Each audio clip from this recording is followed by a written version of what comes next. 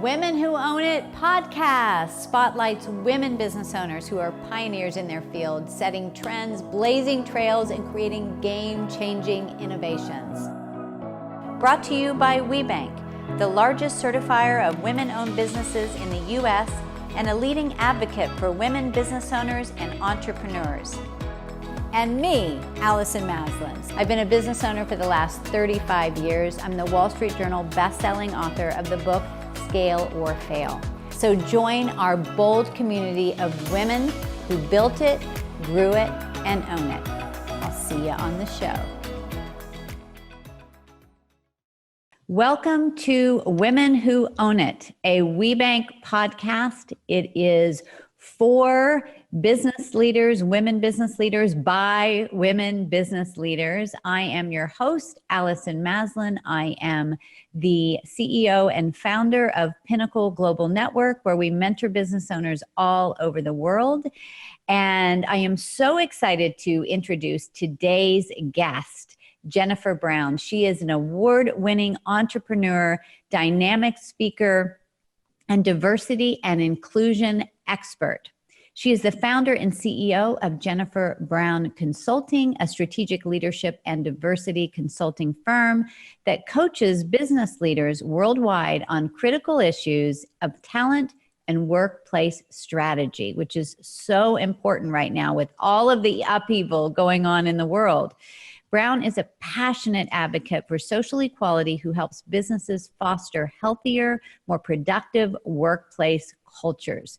Her book, Inclusion, Diversity, The New Workplace and the Will to Change, inspires leadership to embrace the opportunity that diversity represents and empowers advocates to drive change that resonates in today's world. Jennifer's second book, How to Be an Inclusive Leader, was just released this past August 2019, and it provides a step-by-step guide for personal and emotional journey we must undertake to create an inclusive workplace where everyone can thrive. And this topic is so important right now as there's so much change in the workplace. So Jennifer, I am so excited that you're here. Thank you so much for that introduction. And I'm really happy to be here. And I'm honored to be on a WBENC podcast. So exciting. I know. It's time. We are so it's time. excited for WBENC. What an incredible organization. It's been life-changing for me. And I'm sure it has been for you as well. And want to hear all about that. But give us, there's so much change in the workplace right now, right? There's so many questions. There's people are pulling their hair out. For a while there were, you couldn't, it was hard to find good employees. Everybody was employed. Now, the pool is changing.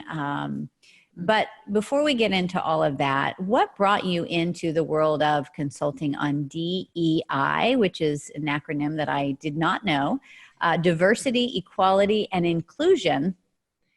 And so, what inspired you to go down this path?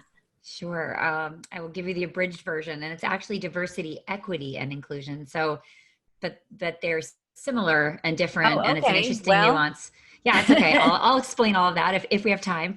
Okay. But I came to New York to be an opera singer, of all things. Wow. Yep. And I came here to make it, and things kind of went awry. I ended up having to get vocal surgery because I injured my voice a couple of times, and so that was painful, and my future was uncertain.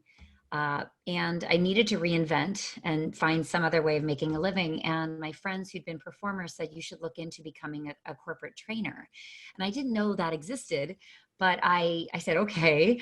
And I followed their lead, and I ended up getting a second master's after my first master's in vocal performance. I ended up getting a degree in leadership development and human resources. And it was a perfect pivot for me. It would end up being, as I say now, the passion of my life and my career is sort of unlocking that potential in organizations. And then I subcontracted for a while, and then I LLC'd, it became my own business, started to hire people, built it. And for a while we focused in leadership, but then I'm also a member of the LGBTQ plus community, right? So I've been out since I was 22.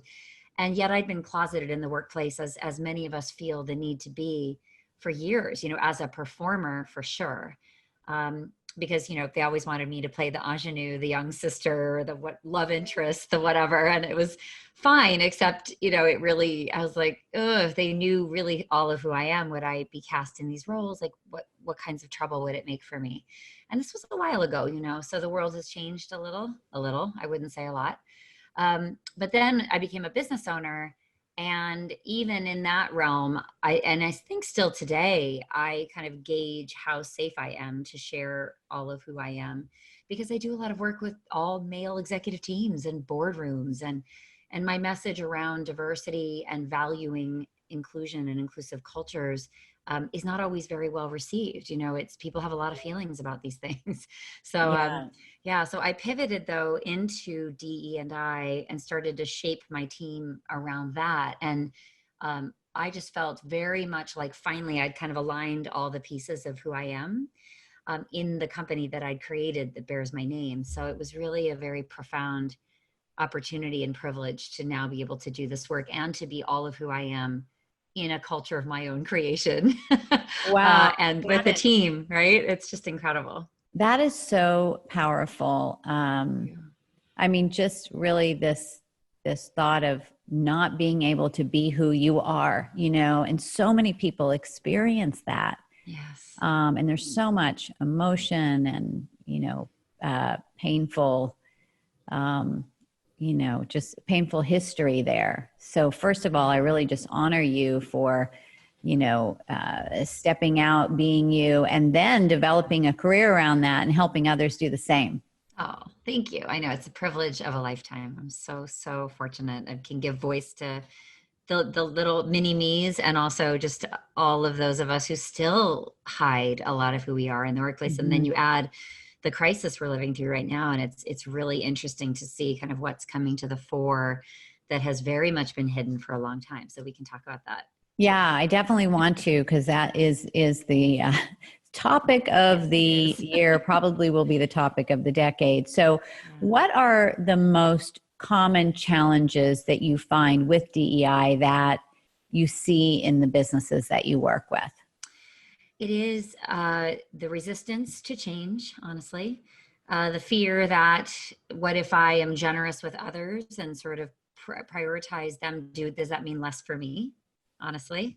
Mm-hmm. There's that scarcity mentality, right, around sort of a zero-sum game. And nobody, particularly Americans, like to be forced to make certain decisions about hiring and promotion, and yet what I say is we're just never going to have workplaces and workforces that look like the world we're doing business in if we don't really make it a priority to diversify whom we're hiring and whom we're promoting and advancing. It's just as simple as that. It's to me, a very clear business case, in addition to many other business cases like diverse teams are better for innovation, right? And organizations that have more women at the top have a better performance in terms of financial performance and metrics. So there's just like endless business cases that if we need to, we use those, in addition to the moral case, right? Because the moral case is not always going to appeal to everybody. Not everyone's going to do this, because, I tell my heartfelt story about being closeted in the workplace. It's not really going to move everybody. So we have to have a lot of tools in our arsenal to make the case.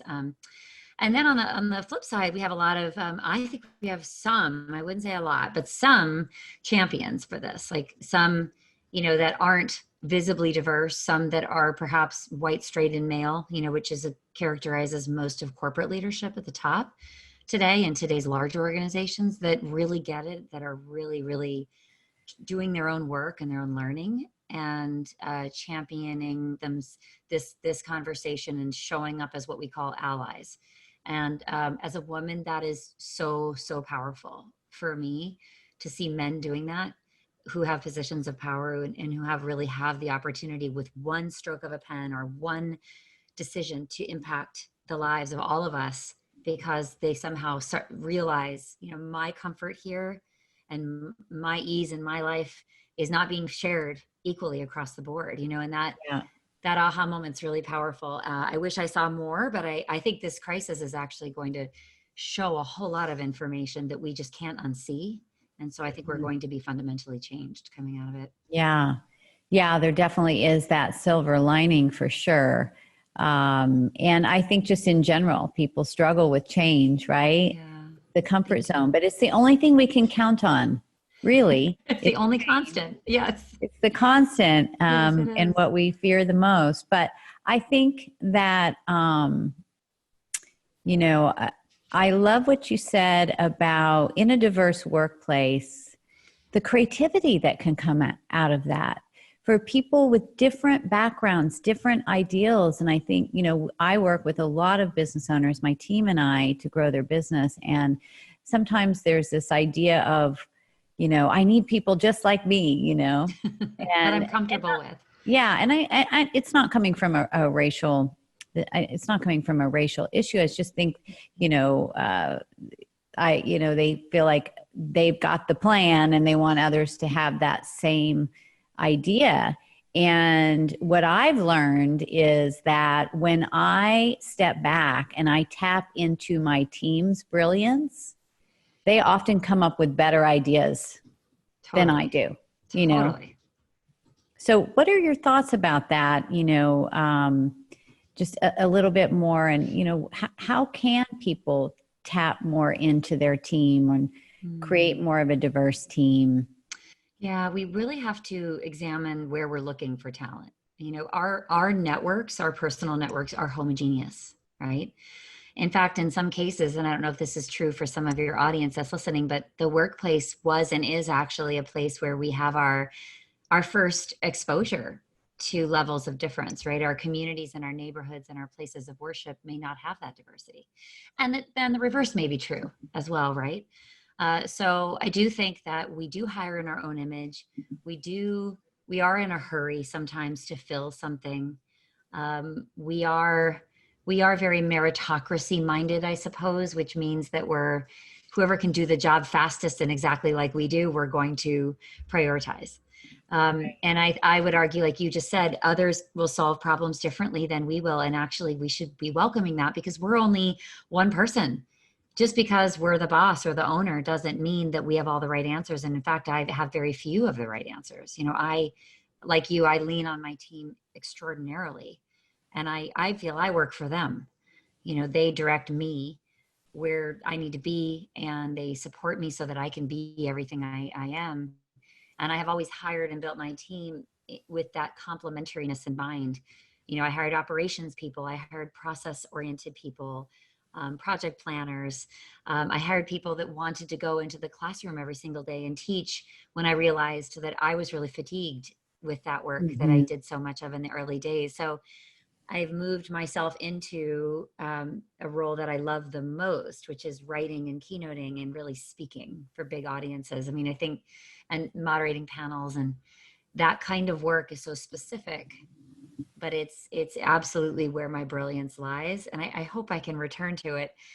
Who knows if keynotes will ever happen in the same way. I mean, I've been doing a lot of virtual presentations. I love them, but there is something really special about being in a room with thousands of people, and feeling that energy.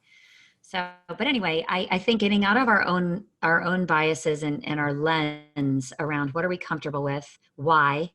Is it the same school we went to? Is it someone we know from a family perspective? Like trying to kind of interrupt those when we see ourselves doing it, or maybe it's a name on a resume we're not comfortable with, or maybe it's somebody that doesn't have the background for a position that we thought was required, quote unquote. I think all of those things need to be revisited these days. We've got to really look far and wide, and don't be afraid to look for candidates of varying diversity dimensions. Also people I think are afraid to ask or sort of say we're seeking this or be overt about it. And I think if, as long as your company has I recommend you have a mission statement and a vision statement that includes some language around your commitment to, a diverse environment where everyone is welcomed. And that sets a really nice platform up then for you to go to market and say, here's how we are manifesting that commitment is ensuring that we have a diverse team. And by diversity, we mean all these things, both visible and invisible. We don't just mean gender and race and ethnicity, perhaps, and visible things. We mean cognitive diversity. We mean diversity of background, veterans, socioeconomic, industry background that can be different, so I teach it in the point of a iceberg. And, we have what's visible about talent, and then we have all this beautiful stuff that makes us who we are, but that we hide, as an LGBT person, that was like hidden, and yet makes me really, really resourceful, really like a very different and unique leader. And I've developed a lot of capacity because of that. But if I'm hiding it from you, you don't actually know who's sitting across from you interviewing. So that's a piece I think we need to do a much better job. And then once you get people, can you keep them? And that is a whole different question, which is, what does your workplace culture really feel like? Like if I'm at the table, am I seen and heard? Am I consulted? Are my ideas acted upon? Is it an environment where I feel I can give input and I can really thrive? And that's a different challenge too, but you got to kind of do both at the same time.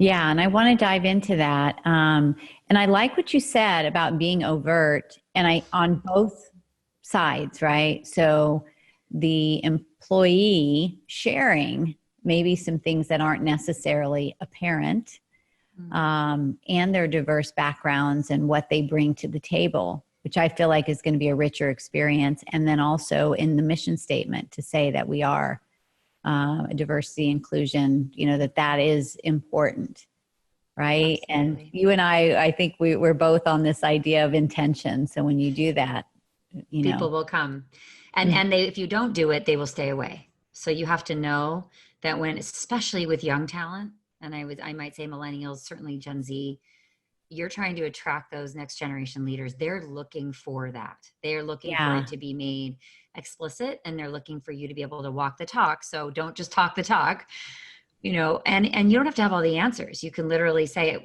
look, we as a firm and I as a person and a leader are on a journey, and we don't claim to be able to do everything perfectly, but, an intent may not, be the same as impact. And we always have to be careful about that. But I do think that intention is really powerful. And just be honest about where you are and the fact that you'll make mistakes and that you want to be given that feedback and you want to be better. Yeah. Yeah. That's, being humble as a leader. But I do know, and I'm sure a lot of women that are listening to this right now have this feeling like they have to be the everything. They have to be the rainmaker, the decision maker, the everything maker. And it's exhausting when your team's there going, I have ideas. I want to help, and I think being a leader is helping people to feel that they're not going to be judged with their ideas. You might not use them all, but you welcome them and you value them. So how can business owners make that shift? I think once you do that, you build this team managed company, which I have found so freeing. But then there's this fear of the business owner or the business leader to let go. Yeah, it's one thing I have to say. I'm not sure I fit the stereotype of many entrepreneurs as sort of the micromanager. I sound like we're very similar, that I'm a let go kind of person. I'm definitely like, let me know if you need me, and I let my team run with absolutely everything, and it's rewarded me and rewarded us, I think, because they've been brilliant in ways that I, like we said, could never have been. Honestly, there's so much I learn from them, and I'm amazed and humbled by. So I do what I do best. They do what they do best. Not everybody can do what I do, and no, not everybody would want to do what I do. Like standing on stage in front of as many people as I do and handling live Q&A and not knowing what's going to come up. And, that's terrifying to a lot of people. So I think embracing our gifts and living into those, and then finding people who support those gifts, and they don't want to be you, but they want to be a part of what you're creating, that's just beautiful. So how can we encourage that openness and transparency on teams, which was your question. And I think particularly in the light of the crisis, right? This is interesting because the physical workplace that many of us were in, not all of us, there were barriers, I think, around our identity, what people could see about us and therefore what they would judge about us. So there's an ability, I think, to be virtual that is freeing for a lot of people, because we can kind of be that voice on the phone. We can give our input, and I think we can, on some level, not be subject to the judgments or stereotypes that may be triggered when we walk into a physical room, right? And people are wondering, they notice our ethnicity first, you know, and yes, it happens when we're on video, but I guess it's not as much sort of the physical power of that interaction. And so that's some feedback I've gotten actually from some folks. I've also, people with disabilities physical disabilities are very much appreciating this virtual environment. Again, because, you know, we can be our work product, you know, and it's like such a sort of freeing feeling for some of us.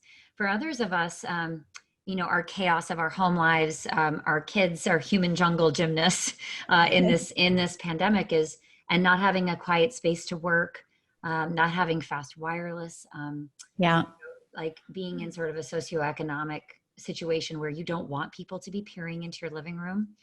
I think there are some what I would call equity issues, you know, that the differences of our truths are really being laid bare because we're beaming into each other's private space. It can feel intrusive. It can feel like something that I tried to hide from people for a really long time, and now I can't anymore. So being really, really exquisitely sensitive to that is critical. And the way that I would recommend doing that is not insisting on video all the time. I also think for mental health purposes, you know, mental health issues are spiking right now for obvious reasons. And that is one of the most deeply stigmatized identities in the workplace. Nobody talks about it, trust me. And yet it is everywhere. That was before the crisis, you know, because I used to I know thousands of people. And it's pervasive. So I think the flexibility that we as leaders can give right now is, there's nothing that's more important to say, checking in, building the trust with people, allowing people to opt in and opt out as they see fit and as they feel. The ability to say, get the work done when, where, and however you need to get it done, and not being the micromanager. Like, now is the time to really check those behaviors. I mean, I would have said, I'm not sure those behaviors are very productive anyway. I mean, on a virtual team, there has to be a lot of trust. I mean, I've been living that for a decade, right? There's no other choice, because you have no idea, you have no ability to clock people. I mean, you could be one of those leaders that says, I want you to check in on Skype or Slack when you log in, and let me know when you're logging out. But I think that's very not necessary and kind of punitive. So the freedom that you can give people right now, also the ability to shift work around. You know, I would say some of us, we're going to discover kind of, when are my high points? When are my energy points? When are my low points? Maybe I'm having that mental health day that I need. Can I, as somebody, step in and say, hey, you know, do you need help with that? Is there any way that I can support you? So the sharing of the labor, I think, is going to also shift. And we have to give as leaders, we not just give permission for this, because permission still sounds like, well, you know, I'm okay if you do it. I would say make it even more overt, to say, I expect us all to like hold the space for each other. Like, let's all talk about it. Like, let's be open, let's be honest, let's be transparent. I'm going to be transparent with you as a leader too, when I'm feeling that it's a bad day for me and I'm not really feeling like I'm able to cope. The leader can't just be the perfect person all the time. We must go first in all of these things, to make them real and to send the signal to people that, like, we actually mean what we say, and we're not just, you know, spewing some sort of talking points. It's got to be, and you know, good news, bad news is that we're all going through some stuff right now. We sure are. And I want to talk about that, but I do love that. And I've always been the type of business leader, like with my team, we were in brick and mortar for several years. And then some of our employees started moving, and I valued them so much. I said, please stay on the team. We'll keep you full time. And then, you know, I was paying for this building that was half full. I thought, you know what, this doesn't really make sense anymore. I think it did help that we all had the connection of being together face to face and then go virtual. But I've never been the leader that would say, you know, clock in, or for me, it's about, you know, let's get this done. and, apply your creativity. I just, the energy to micromanage someone, I already went through that with a teenager and it didn't work very well. So, big surprise. yeah, but I love what you're saying. And I do feel like it is a shift, because that's really the history in the workplace, clocking in and right. FaceTime. Right? Yep. Yeah, but somebody And could get a job done in 2 hours that could take somebody else 10 hours, right. Also the So, professionalism piece and the perfectionism piece. I want to raise that because it is a big diversity issue, even though maybe we don't think of it as such. But as a woman who might be underestimated or in a minority, right? And that's why a lot of us started our own businesses, honestly, right? We were just yeah, tired of the rat race and just couldn't take it anymore. And we couldn't really flex our muscles to the extent that we wanted to. And so we fled, but not all of us have the privilege of doing that. So, but I do think it will resonate with our audience here of that tyranny of perfectionism and the image that we felt we needed to uphold. So I would say, now is a time to experiment with, like, how far can you take that informality and the realness of being with each other. And remember that perfectionism is very much a woman thing. It's very much I think it's very much an underrepresented person thing, because what's behind it is that we are barely at the table, as it is. We are surviving, and we may be the only one that identifies as we do. And so that 150% all the time work ethic and professional image and behavior and not wanting to make a mistake. And it's very tied closely to us not wanting to apply for a job when we only have some of the qualifications, whereas a man would apply for the job with very few of the qualifications. yeah, It's that same theme.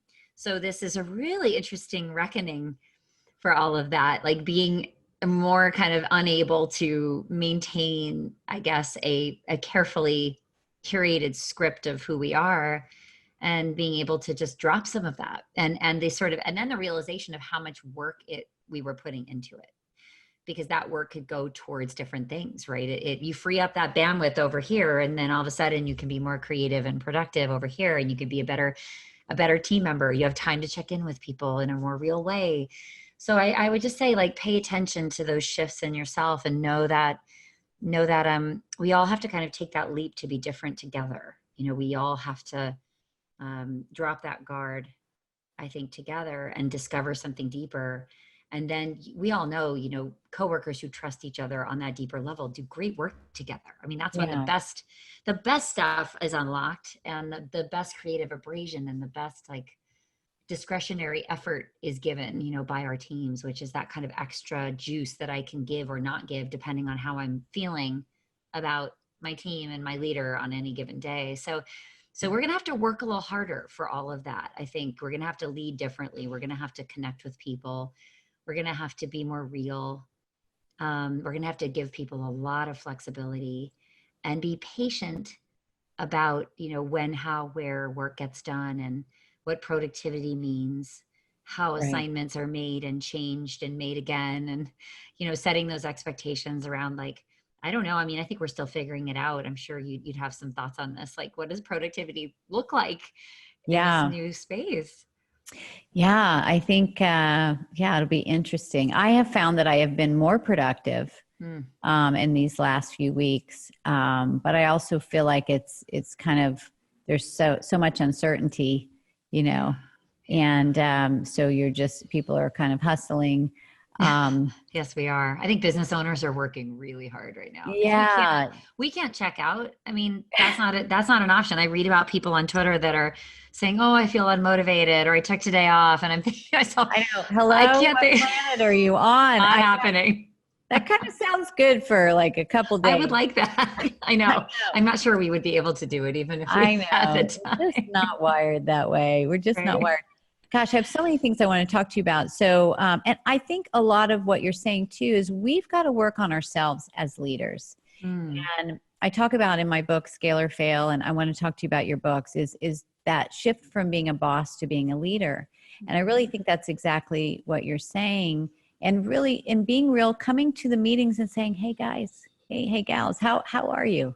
Like, how are you doing?" How are you Really. feeling? And so just simple like that. Hey, I care. I get it. Mm-hmm. Yeah. Why is that? I feel like we've been talking about that for a while, but now it's just taking on this different meaning and importance and urgency, right? And it's a Yeah. kick in the butt. I mean, it's coming to roost. I mean, your messages, my messages around inclusion and belonging, you talk about what's going to matter is people's sense of belonging in this virtual world where they've become kind of untethered in so many ways from the physical workplace. And so how is the point to replace that? Is the point to do it in a different way? But what will persist and remain is the need for community. You think about Maslow's hierarchy, which I've been thinking Yes. about a lot. We're sort of all kind of pushed right now into certain parts of that hierarchy, like food, shelter, water, safety, being able to provide community. I might argue self-actualization at the top is always been a luxury, right? It's always been something that some of us who are relatively more privileged have the time and the luxury to explore. But I think we are all kind of experiencing that sort of the rug being pulled out in different ways, Yeah. and sort of getting back to basics. Who are we at the end of the day? And now that's coming to the fore because we've got to be able to communicate vulnerably, relate to each other, be relatable.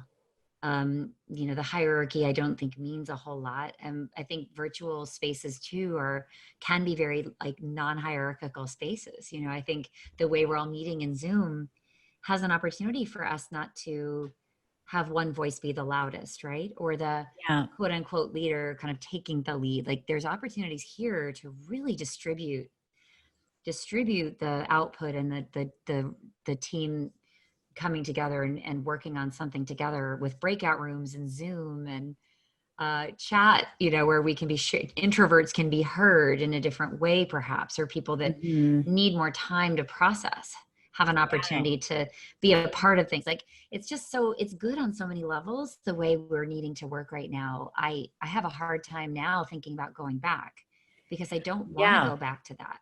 I know, I don't think that things will be the same. I think it's forced a lot of people that have been late in the game jumping into the virtual world, whether that's bringing it into their current status of continuing to have their office space, which I really value. I do love face to face. I don't think I that do there's too. anything more powerful. But now that we have, it's pushed people into action, Mm. they may be going, I don't know, maybe we will do this. It's, I don't have as much overhead. I'm able to have people in other parts of the world. There are a Right. lot of advantages. And I just think because of the intensity of everything, it's moved people into action and there wasn't time to, think it through. So, Yeah, I I, think we knew, I mean, I've wondered how long the office space has, I mean, to me, it's not going to be a thing probably for the vast majority of us. But that was kind of creeping along because people are afraid of change. And also, I don't know, perhaps there's not that trust on the part of leaders that people will be productive, even though it's been shown, like you just said, that the productivity actually goes up for a lot of us when we work on our own mm-hmm, in a work from home environment. And our ability to flex around our families mm-hmm. is so much better. I know it doesn't feel good right now because we're Yeah, also schooling, but yeah, imagine a world where the kids are in school and we're able to work from home. I mean, the amount of balancing of caregiving and parenting responsibilities is going to be hugely altered. And I think that is good news for women, good news for all parents. I mean, we know fathers were not taking advantage of parental leave because of the stigma around it. yeah, So imagine what that might look like in a work from home world that remains after all of this. That imagine the gender roles and the responsibility for labor and household duties. And it's just very interesting to think about this as accomplishing. I think it's accelerating a lot of things that we were very much struggling with for a long time that we knew were problems. And in a way, it's kind of radically reshaping them all in one fell swoop. And I think somebody described what we're going through now as, you know, in addition to tragedy, as a miracle. Uh, and I have to say that the creativity, the love people are showing for each other, the caring, the willingness to be seen, the honesty about who we are. I mean, we are at a different level with each other right now. And Yes. that is something I don't know, again, like we said, how we go back from that. I hope we don't. I Mhm. hope that organizations and institutions continue to trust people, and that this is something that we find that kind of happy medium with the physical workplace and the things that it, I guess, is best for. And, you know, and I don't know what those things are, because I do think I've been running my team virtually for 10 years. I mean, we know Yeah. we can do everything. I can do almost everything virtually. So, but I do think that physical co-location for pumping up everybody, for connecting, for brainstorming. I mean, there is that unmistakable esprit de corps, that sort of intangible energy that's exchanged between Yeah. people. I know And we're we lead missing from events that. too, and there is Yes. something magical that's when you're in this creative bubble without the distractions. I think that Yes. is the differentiation, not having the distractions, and you're really able to think Totally. on a deeper level. But yeah, it will be interesting to see. I do feel like, you know, I know for myself, for our clients, the creativity is off the charts, the innovation. They're pivoting like new revenue Yes. streams, new ways to reach their Right. customers, which they will have so much more of a valuable business beyond this. Mm. Like those things will not stop, which I think is great. And, you know, so making lemonade out of lemons for sure. And tell Mm. me, you know, Jennifer, how has COVID-19, you know, the economic shifts, how have you within your own business been reeling from this? How have Yeah. you been Well, managing? we're a speaker and training and consulting business. So for corporate clients. So we are Yes. B2B, which I think is really hard hit, because those budgets just literally got frozen. They're still allocated to work with us, but they're on hold. And as you know, cash flow is everything for small businesses. So Yes. I'm really grateful, you know, it's that clients aren't jumping ship, but the delay can be devastating to a small business. So yeah, our revenues have definitely gone down. I had to make adjustments to my team, which I hated. And of course we all hate that, but Yeah. I build teams very slowly and based on a lot of factors and very carefully. I mean, really handpicked. And so my team is hanging in. I find there's tons of interesting offers for support coming from some of my corporate friends who are like, "Hey, I'm doing nothing over here, and I'm getting a paycheck every 2 weeks. Can I help you on a research Wow, project?" that's Or awesome. it's really, really neat, and I'm really great. That's a really beautiful way to use your privilege right now. And I think actually getting a paycheck every 2 weeks is a privilege. I mean, you should absolutely be thinking about, if you're in that camp, you know, how are you donating to nonprofits? How are you supporting your entrepreneur network? But yeah, it has hit us hard. We're applying for all the loans and grants. Um, we're innovating, like you said, we're creating new models. For me, one thing I've just done without thinking too much about it is we have a giant mailing list. And so I've been doing community calls twice a week and just literally inviting everybody, come talk, share. And who's showing up is the people I support that are typically my clients, actually, who are trying to bob and weave in their roles in their companies. And these are some of the biggest brands in the world and all over the world who are trying to help their companies navigate how to be diverse and inclusive in this crisis and after coming out of this crisis. So these folks are literally the decision makers. And you know, ideally we're at the table and we're helping guide our organization. So I just literally convened that group and I said, come one, come all, come tell us let's brainstorm together about what you're doing in your organization. What's working? Are you being heard? How are you handling the virtualization of education and training programs?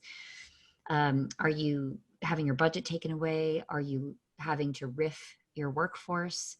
You know, how is this impacting all the efforts that we've been doing for so long, that we know diversity efforts are like a lifeline for a lot of employees. I mean, they're really, when you were in a workplace that wasn't built by and for you, and you are, in an underrepresented identity or identities plural, the diversity team and the networks of women and the networks of people of color and LGBTQ networks, and the list goes on and on. Like, those communities are what generate that belonging in the Maslow hierarchy. I mean, that it literally is what is keeping employees employed and staying at their employers, at least before this crisis. So just having those people together, not really having a plan, but just facilitating the chat, and sort of building on the points that are being made, has been incredibly fruitful. We have like people coming back every single time to hear the discussion, and the discussion is different every time, and it yields all kinds of ideas. So we are ideating together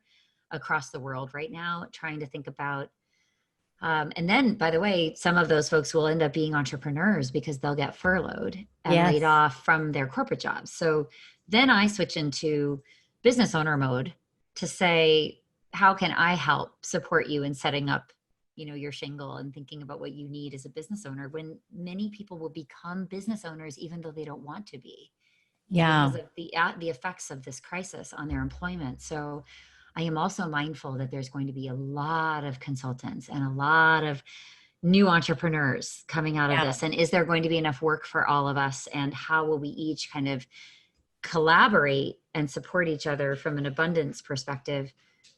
And yet each of us find our unique niche and find our own customers and find, that abundance that I know is going to be there. It's just maybe not where we think it's going to be. And that's really exciting.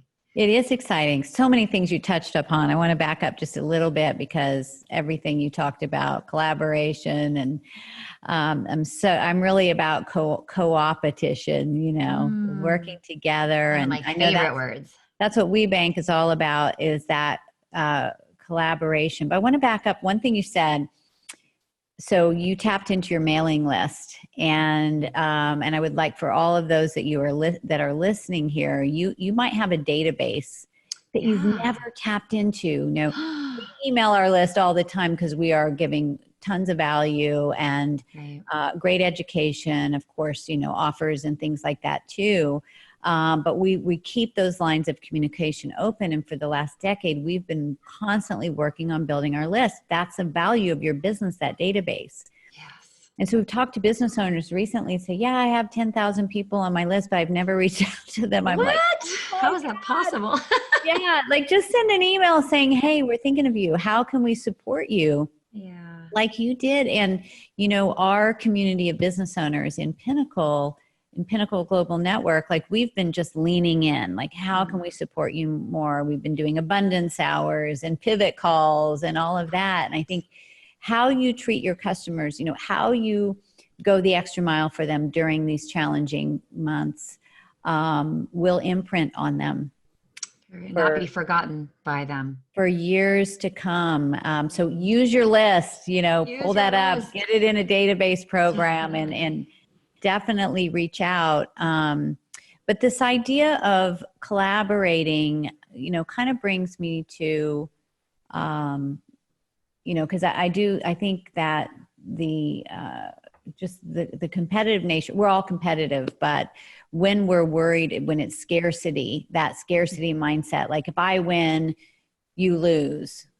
I'd love that to shift of how can we all rise together, and I love how WBENC is behind that. What do you think needs to happen for women? Like, what are the changes you feel that need to happen for women in the workplace to where you feel like they truly are thriving? What are the missing pieces right now? Oh gosh. Well, let's start with ourselves. I think our, like we were talking about earlier, our self-limiting beliefs, our imposter syndrome, our perfectionism, and all of that might have been created by our external reality, granted, and all of the stereotypes that we hear over and over since we were little, and thinking we're not enough, thinking we can't possibly tackle something, thinking that we're not thinking big enough about who we really can be. You know, and I think I know for me, as I found my voice in my business, it took a lot of support and encouragement from other people to say, no, you're going to be big someday. And I see it. Maybe you don't see it, but I see it. And here's what it's going to look like. And honestly, a lot of those people that saw that were men in my life, because, they know how the game is played and I didn't, right? So it's our own beliefs about ourselves. I think it's playing big, right? So it's the big presence. I mean, you talk about the mailing list. I remember the days when I didn't want to hit send on I was using Constant Contact and I had barely any team. It was in the early days and I was terrified to bother people. Like I didn't want to bother them and send an email that would like clog up their inbox, And so it took the team again to say, nope, we're sending it. And by the way, we're going to promote this program and we're going to just bug people and we're going to push it out there because it deserves to be out there. We're all creating goodness. And so how can you help people if they don't know what you offer? You're in business. Exactly. Yeah. So use it, be real in your communication. I think what women bring is that humility, that beautiful listening, that what we might call, and I hesitate to say there's feminine and masculine, but we are different. And that's a whole host of reasons, but there's a beautiful needed characteristic that we bring to the way we do business, the way we communicate, what we communicate about, how we build community, how that competition looks amongst us.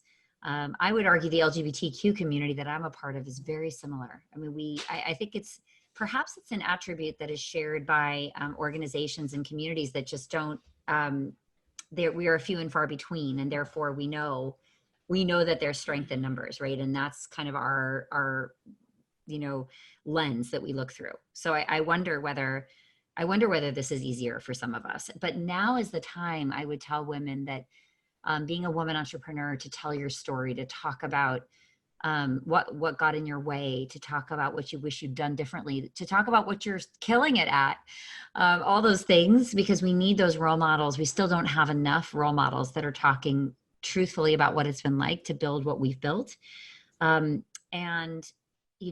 We need to see it to be it. And that next generation has to see us. Yeah. And we're still not visible enough. We're not thought leaders. I go to Barnes and Noble and I look at the leadership book table and I see almost no female authors besides the usual, which is Sheryl Sandberg and Brene Brown. Yeah. Great. Two and white speakers women. at events. I'm sure you see that too. I've been like 10 men and me. Yeah. And me. Yeah. And so we have to play the game to the extent we got to change the game in it and play the game at the same time. Right. But we got to be in the game in order to change it. Yeah. So I always think of it as I'm the Trojan horse, right? And I'm getting wheeled up to the castle walls. And if I'm that like attractive Trojan horse, like, she looks nice. Like, I'm not threatened by her. Maybe I'll bring her in and then I could get in there and, unleash the army, so to speak, metaphorically. But I think that we've got to get on bigger stages, write more books. My personal thing is we have to be viewed as the leadership gurus that we are. And we are not seen as, think about who comes up. Think about who's quoted all the time. Think about the sort of orthodoxy of who says, who moved my cheese, or, all the, I could just rattle them off. And some of them are really nice people. I've met a couple of the guys that are on my shelf, right, whose books really changed my life. Some of them are nice people. Some of them are not. Some of them are not very inclusive leaders, I have to tell you. So I don't know if we want to be following that, that just because you were the management guru at a certain time and you have 15 or 20 books does not mean that you understand how business is pivoting, who needs to be at the table, who is not seen and heard, that's hurting innovation and engagement and workplace cultures, what dynamics, the black swan events, right, that are going to bring us to our knees again and again. It's the whole thing of like Lehman Sisters versus Lehman Brothers. We laugh and we say, would this have happened in the same way? If we had some diversity at that table saying, that's not right ethically, this doesn't feel right. What about this? What about that? I mean, diversity is critical. It's just critical. It is. Our time has come. It has. I love what we could talk for on and on. I know. But I do feel, and I do talk to leaders in WBENC about this because, sometimes I think we want the business owners to be able to get, really grow an enterprise, to step up. And I love what you said, because the first part is that we need to be able to own that, to say, yes, we can. I can put my hat in the ring. I do see myself as a business owner that can grow a, million, 10, $100 million and up company. First, you need to say, yes, I deserve it. I can do it. I bring value to the table. That's the first step. And I do think that we skip that part.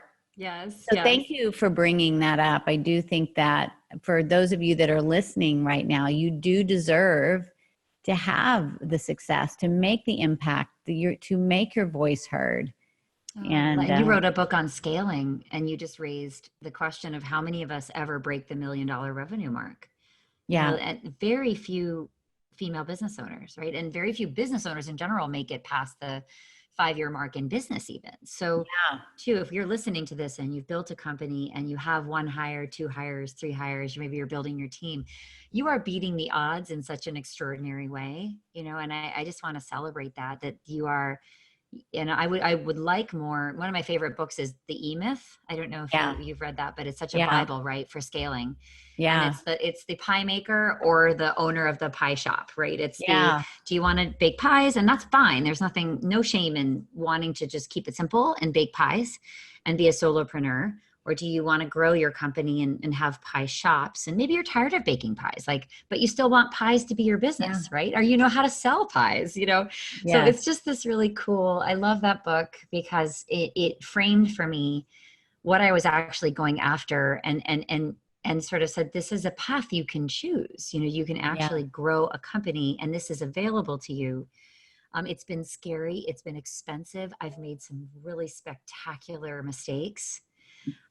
Because when you scale, you're playing bigger, and I always say women and diverse owners and founders are under mentored. We're under mentored and under sponsored, meaning that we don't have those in our network who are looking after us, that are going to say, hey, don't do that. Or, hey, run that by me before you decide. Or, hey, I wouldn't be doing that if I were you. Or let's look at your financials. Where are you burning through cash that you need? Or it's just the questions change, as you scale. But I think that the reason so few of us get through those gates is A, we don't think big enough. And then B, we are at risk of making a lot of mistakes that are kind of company killers. Or will nearly bring you down.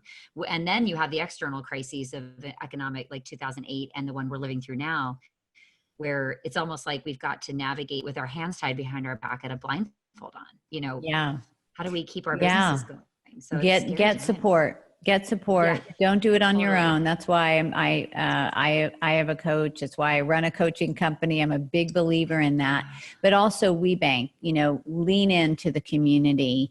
Tell me how how do you utilize your WBENC certification? What do you recommend also for those women listening, how that they can better use that certification? Yeah, I'd say get involved with your local groups, right? Your mastermind groups, probably the ones you lead as well. Being around a table with other founders and CEOs is invaluable. And specifically about scaling, I mean, that's where you really need the guidance. What are you paying this person? Who should I hire? Who should I hire first? How do I raise money? How do I get a line of credit? All that stuff. I'm in a lot of CEO groups in general as well, not just WBENC stuff. I'd say the conference is so powerful. Seeing the speakers, gathering in community. Maybe we'll be doing it virtually. I have a feeling we will be. Taking part in mentoring programs. For us, we've actually been in RFP processes because we've been identified as a woman-owned and LGBT-owned company. We've actually gotten a bunch of our corporate relationships because we've won RFPs where they were specifically seeking diverse-owned businesses. And so that's the corporate side for us. And that's those are folks that get supplier diversity. They understand, and they need to, they must, from a metrics perspective, diversify their supply chain. So it's this perfect marriage, I think, when you can find these bidding opportunities, and you really put the time in to navigate like the supplier portals. If you're a B2B company, so you're seeking those dollars from big business that has supplier diversity goals, that's kind of a perfect spot to be in. I mean, it's hard work. I'm not saying it's not hard work, like keeping all of your information updated and networking your way in to make sure you know the right supplier diversity people, and then getting to a decision maker beyond that supplier diversity person. All of that takes a lot of time. I mean, I always do the matchmakers at the conference. I'm always doing those 10-minute meetings. Yeah. Right. And so Get if you don't know, involved. get involved. Like there's Get a lot involved. of really good services to Yeah, take when advantage. I talk to people that say I'm certified, but I'm not really getting anything out of it. I say, well, how many of the, mixers and events and matchmakers are you taking part in? And they'll say, well, none really. So it's all it's about showing up. I have not experienced a better network of professionals and women. I've really enjoyed it so much. Me too. So this has been so wonderful. But before we jump off, and we've been talking quite a while. So those of you listening, thank you for staying on a little longer podcast than normal. But I just felt like this information has been so valuable. And I want everyone to grab your book. You have this, your latest book, How to Be an Inclusive Leader. And can you just tell us really briefly about the book and why they should grab it now? Yeah, I actually think this book is great for leaders and for founders and CEOs. Many of us are, for just example, white and cisgender, to use two examples of our diversity dimensions, right? I'd probably guess that that's the bulk of us. And what we need to do, though, is given that there are so many other diversity dimensions that are in our workforce, both visible and invisible, like as we build our teams amongst our clients, don't forget that who we show up with to client meetings, to pitch meetings, for RFPs, that is being looked at by our customers. So this isn't just me saying, oh, check a box. This is literally, it is going to be and is starting to be more and more evaluated in terms of purchasing decisions. And so anyone who's in the business of clients, which all of us are, we've got to make sure we're reflecting the diversity of the folks on the other side of the table. So as such, I think the book helps folks who are perhaps a little slow off the mark when it comes to this stuff. Perhaps I find women founders don't want to talk about gender very much because I think we all sort of beat the odds and like we don't want to be reminded of it. We just want to be, and or we're scared that we're going to make diversity a big deal and somehow be criticized for making it a big deal. I think there's all sorts of kind of weird hesitations there. When we said earlier, lead with this, even if you're on the back end, you're reading my book and trying to kind of up your quotient. Because you will need to do this work, and it's work, but it's fabulous. I mean, it's a deepening and it's a very enriching experience, I think, to consider all the things you don't know about your own team, all the biases that you carry with you through the day-to-day processes of leading a company. There's so much to learn and challenge in yourself, and then learn a new way around. Right. And so that's honestly, I feel like I wrote the book for precisely women-owned businesses, and certainly for straight white men too, honestly. I wrote the book for who are I think of the leadership in companies, and I think, you can't leave all this work to everybody else. You have to take it on yourself. Like you said earlier, we're at this transformational moment that we have to own. And why don't we make a commitment to own inclusivity?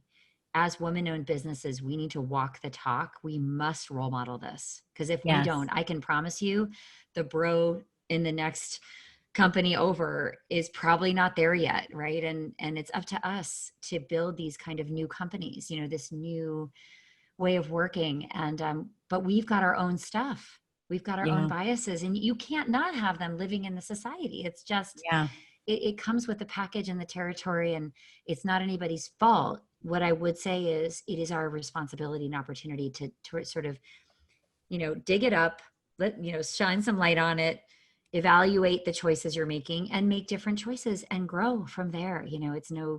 Shouldn't be about shaming and blaming and feeling bad. It's really, it's a toolkit in your leadership arsenal that I think current and future talent will be looking at you and they will say, do we want to work with them? Do we want to do business with them? Do I want to work with that founder and be on that team? And if people can't see a commitment and they don't see diverse faces and they see kind of a homogeneity, you're going to lose out on some of the best and brightest. So really remember that the work starts with us. And it may not always be easy, but the discomfort is where so much learning can happen. And I'm here to support. If anybody wants to follow me and listen to my podcast, there's a lot of rich stuff. I think the learning is right there if you tap into it. It's not like this doesn't exist. Well, gosh, so much to learn from Jennifer. And can you just share with everyone the name of your podcast? Yes, my podcast is called The Will to Change. Okay. Yep. Great. And the Well, books definitely. you said the books, there's two. There's the first is called Inclusion. The second is called How to Be an Inclusive Leader. Follow me in social. I'm very active in Twitter and LinkedIn and all those other platforms, Instagram as well. So, and get on our mailing list if you'd like to hear about, attend some of the calls we're doing. If you're really interested in this, I would really recommend you attend our Tuesdays and Thursdays community calls. And you can go ahead and get in touch with us about those at info@jenniferbrownconsulting.com. You offer so much support. You definitely are on purpose, Jennifer. And I'm so inspired. Thank you. Thank you so much for being on the Women Who Own It podcast, the brand new podcast for and by business leaders, WBENC. And you're amazing. So thank you. So are you. Keep up the great work. So for those of you listening, thank you for listening in or watching. We have the video and the audio podcast version. Listen on your drive or watch at home. We're all home right now. So we welcome you to join our bold community of entrepreneurs by subscribing to this podcast, WBENC, Women Who Own It, connecting and learning with incredible women business leaders worldwide like Jennifer. Please share this with other business leaders. We want to get the word out about this incredible podcast. Think about the business owners that you know that need and want that extra support. Share this with them. And until next time, I am Allison Maslan. So we will talk to you soon. Bye, everybody.